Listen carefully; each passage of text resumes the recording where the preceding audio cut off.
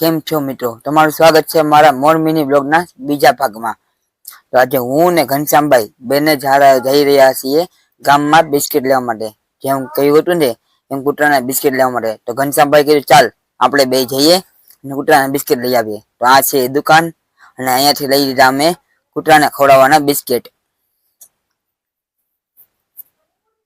તો આ ભાઈ પેક કરી રહ્યા છે કૂતરાના બિસ્કિટ.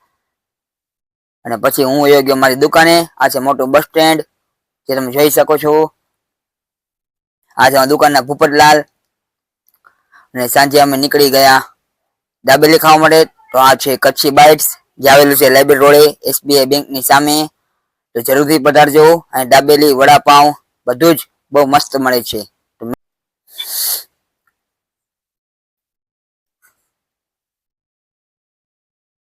પછી રાતે અમે પી લીધો ખાનભાઈ નો કાવો. આ છે ખાનભાઈ કાવો વાળા ને એ બનાવતા હતા કાવો.